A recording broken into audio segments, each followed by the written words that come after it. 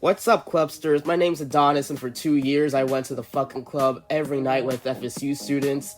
And as someone who went to the club regularly, it came with a lot of girls, a lot of drama, and a whole lot of chaos. I'm joined today by Koreyography, a local photographer, and his good friend Jonathan, who is the manager of Ghost Pro Productions. What's up? What's up? What's up, y'all? Corey with the K here. Yep. Jonathan Dean. Nice to see you guys. Nice to see you guys. And so today we'll be talking about what kind of chaos they have experienced in the club life. So get ready for the wild ride. This is the Tallanasty podcast. It is Friday, so we are gonna go to the fucking club. Saturday we're going to the fucking club. Sunday, fun day, go to the fucking club. Monday is Labor Day, so we're gonna go to the fucking club. Black Tech Tuesday, go to the fucking club. White Trash Wednesday, go to the fucking club. Go to the fucking club. Go to the fucking club. Go to the fucking club. Go to the fucking club. Go to the fucking club. Go to the fucking club. Go to the fucking club. Go to the fucking club. Club.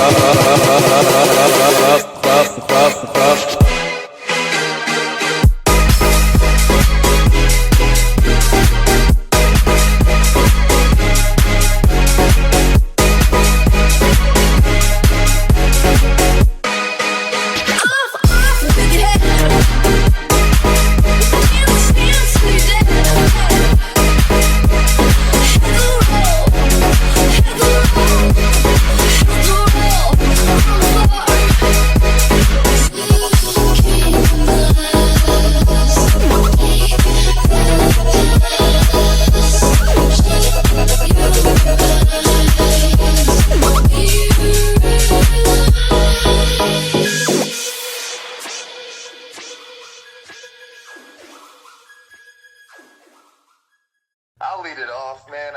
Let's see. I moved to Tallahassee, and it's been a while ago. December 26, 2012, the day after Christmas, I arrived to the wonderland that is Tallahassee. This place is fucking crazy. A social experiment on crack. Man, it's a lot of wildness here, but there's a lot to learn from it. Yeah, that's the biggest thing. There's a lot to learn from it. Yeah, you learn a lot. It's definitely an experimental place. It's a science experiment for everyone growing up in the world. It's almost like it's not real. Like being back in Jacksonville now, it's like Tallahassee was some sort of. You know what it feels like is one of those like teen comedy sitcoms. Like those drama series we grew up on Netflix or Disney Channel, where it's like a bunch of high schoolers and they're constantly fighting and they're friends, but they're also enemies. The only difference is 99% of the shit here you couldn't put on TV. Exactly. Like, there's so much I want to say on this podcast because it will be really entertaining, but I can't for legal reasons. It's also because I'd probably get in trouble too. Well, I don't get in trouble, so I don't know what's good. I don't know. It's just Tallahassee's a movie. I'll say that Tallahassee is a fucking drama series. I couldn't imagine seeing some of the things. I mean, I'm from Virginia, and shout out James Madison University. That's a pretty crazy place too, or it used to be pretty crazy. But, that's a school of, I don't know, when I was going there, it was maybe 20,000 people. And, the party atmosphere and the lifestyle, it was definitely its own, its completely own animal. But then when I moved here, I was like, oh my goodness, you could have that same thing of 18 to 20,000 people, but on a level multiplied by 5 with 80 to 100,000 people all doing the same thing. You just never know what you're gonna see or what to expect. It's really wild. Yeah, Tally, I've been traveling a lot. I like the club, and I rate cities by the club life. And I will say that with Tallahassee, although other cities there's always something to do, here it's a little different, and you got to be careful because it's Monday, Tuesday, Wednesday, Thursday, Friday, Saturday, and it's always a special night. So you gotta find a way to ignore it sometimes. And then focus on you. It's always somebody's birthday. It's always somebody's graduation. It's always somebody's something. Something. Yeah, Wow. that's exactly what the cycle I got caught up in. Is like, at first I was only going out 3 times a week. This was way before I knew anybody. But surprised I can survive off of 2 hours of sleep a night. I start partying every night. And then when I say, you know what, I'm going to take a day off, people are like, oh, it's my best friend's dog's birthday. You gotta come. It's Every time. Yeah, it'll suck you in quick. You guys know I don't really go out as much as I used to. I still probably go out once or twice a month, get it in. But I used to be, bowls on Thursday, recess on Friday, Midtown on Saturday, recess pool party on Sunday, the Clydes on Tuesday. Yeah, it used to be a lot more. Now I try to really, when I go out, I try to make sure that I can. I guess I go out with the intent of having more fun than I used to. Yeah. And as you do it a little less, and when you have a little more money to spend while you're out, it honestly it helps. It helps add to the allure, I guess. But in Tallahassee, you can go from having a bunch of money to no money quick. You just take the wrong night at the bar. We got great prices out here in comparison to certain places like Miami or Scottsdale, Arizona specifically. Per drink. And by far, deals are so much better. The drink deals here are unlike anywhere, man. It's no wonder everybody drinks every night. Like, you really can get drunk 10 nights a week. And if you go to the right places, you spend, $100 maybe. Especially once you get to know people. Then you know the bartenders, then you know the club owner, and then you know the manager, and then you know the DJ, and it's, oh, Lord, man. He's right. And I have people come visit from out of town, and like, we're sitting at a restaurant, regular restaurant. I'm not going to say which one. They're like, yo, Corey, man, what's up? Like this. Look around you, man. I'm like, what do you mean look around me? This isn't normal. So what are you talking about? And I forget that the town we live in, it's a little wild. You go to a restaurant, and the ratios and what's going on is just absolutely ridiculous. So people are wearing what they look like in comparison to like a regular place. Yeah, I kind of got that, I guess, 2 weeks ago, a week or two ago. My cousin was in town from Virginia. He was just stopping by on one day. He was on his way back from a cruise or Puerto Rico or something, so he stopped by here on his way to do some business in Panama City. And I was like, man, it's a Monday. There's not really anything to do. We're going to go out. We'll, probably won't be really many people out. It's the one day of the week that it's actually a little dead sometimes. And I took him to college down at it was probably 9:30 or 10. And Madso was fucking packed for some random reason on a Monday. We're at the bar with 100 people. He's like, well, you said it was dead. I was like, well, honestly, this kind of is dead.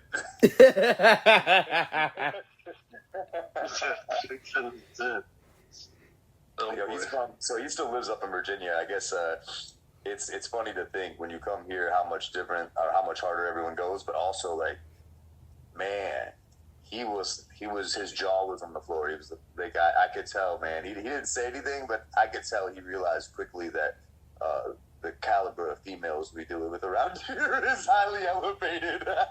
Oh, I love that. I love it and I hate it because so I don't know if either of you has listened to my episode Girl Drama. Is there's so many girls at Florida State with bodies and looks that are 10 plus, but then their personality is a 0 minus. Oh my goodness. Well, that's not gonna change. That's the way of the world, man. We're gonna be dogs. I think that's the way of America, really. Yeah, pretty much. Yeah. We have a few outliers, because the cool about FSU area is that we get people from everywhere, even from out the country, and we get to see all the different kinds of people. We do have a lot of South Florida, which there is an average out there that we have. So some of them may act a certain way, but then we also get the outliers, the ones who are cultured and act a little different. We meet a lot of people everywhere, so it's kind of wild. And I think that ratio has a lot to do with that FSU common factor. Real quick, used to be all girls college. And I think that's one of the main reasons why the ratio is so ridiculous. Yeah, that was a long. I mean, that was like early 1900s, right? But you can definitely still tell it's when it first came out, FSU, and FSU went through a lot of changes.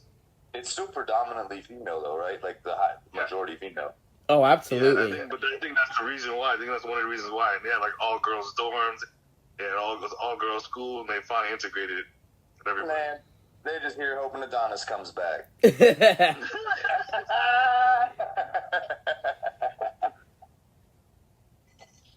Wow. And there's more bars growing apparently in Tallahassee. Yeah, since you left, man, College Town has really started to change a lot. And you've only been gone, what, 4 months, 3 months, 4 months, something like that? Yeah, since October, so. Oh, so it was kind of starting to change then, but we've got so many new restaurants and bars and stuff down there. It's really, that place completely is it's like going to a completely different place if you don't go at least once a year. Oh, I bet. One crazy thing about it is Halloween. Dude, I missed last year's, but I'm kind of glad I did because I went the year before that, and I got sick. Sounds like a learning. that Tallahassee lessons being handed out. Mm-hmm. Yep. Facts right there. Bro, Halloween, it's like every place has their events, right? And Tampa's got Gasparilla, the Florida Mardi Gras, basically. They got Gasparilla. Miami's got Ultra and a whole bunch of other nonsense. Tallahassee, one of their big events, feel like it's Halloween. And everybody knows it. People come from all over the world to come to Tallahassee Halloween. That's probably the only time that Tallahassee becomes a tourist city. It's not even a tourist city. People are there to party. Yeah, they're living there to party. They're in the streets. We won best place to party for young people in America last year. On Halloween specifically. Probably Florida State. Halloween's always a blast, man. That's been it's always been like one of my favorite holidays. I just like, getting dressed up, acting a fool. Everybody's seeing everyone's creativity, all the different things they come up with, the thoughts and stuff. But also just it's always such it's like a very, I don't know, it's like a communal thing. Like, since everyone's doing the same thing, it brings, I feel like it's a holiday that kind of brings people together more than any others, at least here. Yeah. Yeah. Yeah, I absolutely love it. I'm also a big horror movie fan too, so I will watch Halloween and horror movies all year round. It's like the one holiday I get to celebrate it all and dress up as whoever I want. Yeah, for 7 days here. Yeah, exactly. Oh, longer than that. I was going from like mid-October until the beginning of November. Me personally, I wear costumes randomly during the year, but everybody else wants to join me on Halloween. That's cool. Yeah. You might see Corey as a Teletubby out on a Tuesday night in Midtown. I think it's a strong outfit though. I've done the Spider-Man, the Black Spider-Man. Yeah. You know what? But what worries me about those outfits, like, we were fooled to think that the superheroes could get away with disguises. Because I was wearing a Spider-Man outfit. Granted, I wore a hat with it. A whole Spider-Man from head to toe. And people from a distance, yo, Corey! I was like, what the fuck? They recognize me. I can recognize you anywhere, man. What? I mean, I don't get this superhero nonsense, man. It's not real. Bruce Wayne's bullshit. I will say that. Clark Kent, especially. Oh, especially Clark Kent. I especially like to get lost in the lore of Marvel and DC. And I mean, I guess some of them make sense, like Batman, for example. But then there are other times, like, take, for example, Tom Holland's Spider-Man when MJ is easily able to figure out who Spider-Man is just because him and Peter act exactly the same. And I'm like, why is it that she was able to figure it out, but nobody else in the school could? Because that shows you how dumb everybody is. Yeah. Or Superman, he puts on glasses and suddenly he's unrecognizable. unrecognizable. There's no excuse. I don't care how nerdy he acts. I don't care what he's doing. You got to put some kind of connection with it. Yeah. Speaking of superpowers, I know some people who've been to the club and they say when they've taken certain drugs, they feel like they got superpowers. Because the girls, they got Molly or something, they were like, yo, I feel like I got superpowers. They're like, hey, bro. just no, man. Hey, Chuck, pipe down. Yeah. Man. A, people who think they have superpowers, or B, the people who think, like, I have to be on this, or I'm not going to be able to I can't pick up a girl unless I'm fucked up on this, or go on whack right if I'm on this one. Bro, Tallahassee is wild. Yeah. People abuse some substances around here, which kind of comes full circle with the Halloween mention, actually. So, like I was saying, Halloween, it's like one of my favorite holidays, but the last 2 years have kind of left a bad taste in our mouth. Like this past year, we had a big event we were supposed to throw with Ghost Bro, and that didn't work out. That's neither here nor there, but just to follow it up, the year before, we actually lost one of our really, really close friends on Halloween to I guess technically it was an overdose. It was fentanyl poisoning. I guess whatever drugs he was taking, ingesting, I think their pills, were actually fentanyl, and he ended up dying. So Halloween is kind of like it's a weird thing for me and my close friends now. But it just another testament of the people going so crazy here, man. Like we had 3 or 4 deaths the last semester of school. Like 3 or 4, not the last semester, the last week of the semester.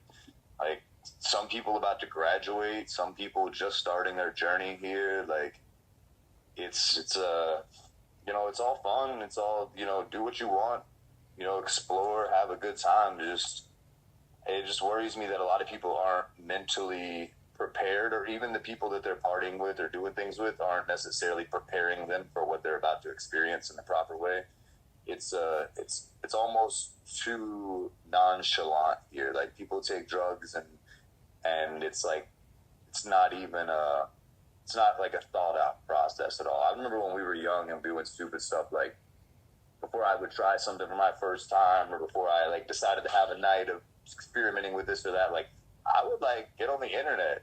I know you don't know we had internet back then, but I would get on the internet and like, do some research. How am I safe when I do this? What's fun to do while I'm doing this? How do I prevent feeling like shit the next day? Like, I don't know. I feel like it's so there is no taboo here. Like whatever you want goes, and it's cool, but people should. There's a lot to risk as well, so it's just nice when people are doing things safe or thinking about it consciously. Like we lose a lot of people in this town to fentanyl poisoning specifically, and it seems like it's always some of the best people, so it's just really unfortunate. Yeah, that's the sad thing, is when we have really good people. I mean, I'm talking people that just light up the room, and you lose them to something like that. Yeah, man. Yeah.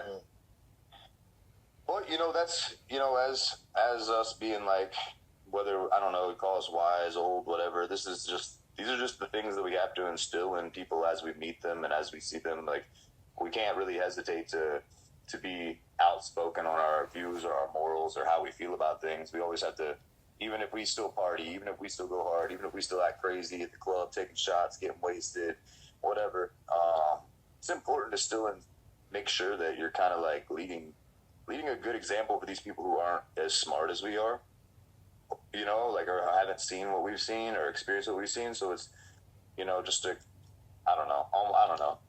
It's weird, like, to try and like both have a good time and also watch after people. Mm-hmm. Hey, you guys will think this is funny. I got some, golden material before we got on this call. I'm not gonna say a name, but there's a very notorious drug dealer in town, who I myself have had to be very honest with, and unfortunately our friendship has had to sacrifice because of my honesty. But I've tried to guide this person and like lead them in a better direction, etc. And I turned into the bad guy over it. It happens when you step in front of a bullet, you're bound to get hit sometimes. But tried to help this person, you know, they badmouth me, say all this bad stuff about me, pretended like they're the ones who started my business. it's like said that they funded it, all kinds of wild stuff.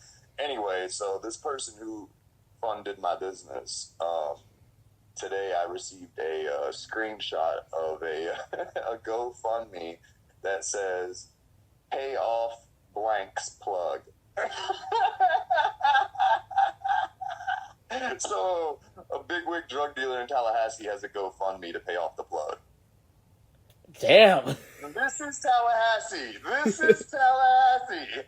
Pay off the plug. That shit doesn't happen anywhere else, bro. That's crazy. Oh, help blank pay off the plug. Like, it's a fucking simulation, bro. There's no way that's real. Like, is this the real world, man? Like, damn it! Like, you guys been tricking me this whole time. I've just been plugged in. Tallahassee's Mario Land. Corey, you should have seen me and Jonathan the night Troy Boy came to Tallahassee. We were fucking raging until like 5, 6 o'clock in the morning. I heard. Hey, don't tell people that. I'm old. I'm in bed by midnight, damn it. That was a great night. Man. It was nice seeing you for your birthday, catching up. Yeah, man, I had a blast that night. Oh, I did too. I think even Kurt was like, "Damn, this kid goes too hard." So we almost had a table that night, remember? So how was that experience different? Oh, yeah. How do you think would have been here at the table? I feel like, well, I don't know. So my opinion on tables, especially at a rave, is like it's fun being at a table because like you can chat with the people that you invite. You can see like the lasers from a distance. So you can kind of see the whole crowd. But it's also fun to just get in the center of the crowd, grab a rail, and fucking headbang for 5 hours or however long the rave is. I concur, man. Like, same with festivals. Like, I ran into you at, where did we see each other? EDC this year? Yeah. So, like, EDC, all my friends are always like, let's get, VIP, we'll go over there. Let's go over there in the VIP. And I'll look over from general admission, and I'm like, nah, that's not where I want to be. I want to be with the degenerates, dog. Like, that's exactly how I felt. The sewer and mix me up, flush me down the shitter. Let's go.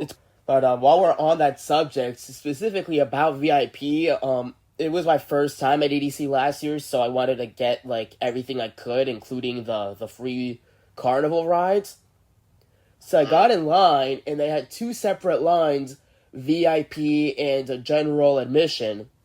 And I noticed that the VIP line didn't get in any faster, nor did security do anything to make sure, because I was in VIP line for like half an hour. I was almost at the front when someone noticed my band, and they said, "Oh, you got to go in the other line." They go, "This is a VIP." And I'm like, listen, I've been standing in here for like an hour. I'm not fucking moving. And throughout the entire festival, that happened so much where there was a sign for separate lines, but people were mix and match because, when you get into that festival, you're fucked up. You're having a good time. You're not looking for a damn sign. You're not looking at, the last thing you're paying attention to is your surroundings. So people get in the line, and then they're like, wait a minute, am I in the wrong line? Well, I've been waiting for 90 minutes, fuck it. And then I found myself thinking, I'm like, why are these people spending $200 extra for what? What benefits do they get? So you can brag about your money? No, man, you get to poop with the AC. Yeah. Oh, yeah, well, I don't think that's worth... Bro, come on. I don't think that's worth $200 extra if that's the only benefit. Hey, you don't know how some people poop. You don't know how some people poop, dog. Being there reading books and stuff, playing games, fucking Candy Crush Conqueror, listen, Duolingo Master. I am not about to share on the pod what I do in the bathroom, but what I will say is when I'm at that kind of festival, I want to get in the bathroom and get out. He didn't want to drop his phone in the toilet. There's no recovering. There's no recovering from that one. Could you imagine? Waterproof. It doesn't matter what. No. You get a 50 seconds too long and knock the thing over. Oh, yeah. Oh, no, those little porta patties are nasty as fuck, too, because, I never understood who invented those, because those things don't flush. So every time I've entered one, it's filthy, not just with, regular, hasn't been cleaned in a week, but literal human feces. Like, you gotta lay a blanket down of toilet paper, stretch it up, stretch Yeah. it down, stretch it up, stretch it down. oh, and most times they don't have toilet paper in there either. Basket weave a blanket of TP in the bottom of it so there's no splashback. I'm good. Yeah. And most times there is no toilet paper anyway. I avoid those things with my life. Oh, yeah, that's how you get STDs right there, not from the recess pool. Not for the recess pool. Yo. I promise you, everybody who thinks they get STDs from the recess pool, it's not what happens in the pool that gives them the STD. It's what happens when they get back out. Yes, I agree with that. I can tell you one thing. I've gone in that pool multiple times and never gotten sick once. What? Oh, yeah. Bro, I get in it every Sunday. Every Sunday fun day, my ass gets in that pool. Oh, It's yeah. for guys to go in the water than it's for girls. Oh, the girls get in it more than we do. I know, I've seen it.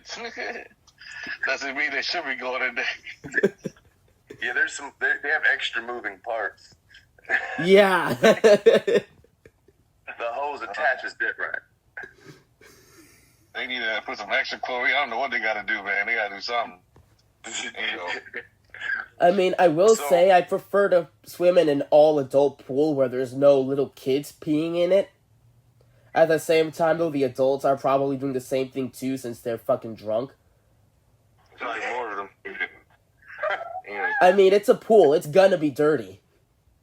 So, is that stuff that they put in pools that changes the? I've never seen it before. Is that a real thing that the color will change in the pool if somebody pees? Does that really exist, or is that just a made up thing? I've heard that it's a I haven't rumor seen that it, was. but I believe it.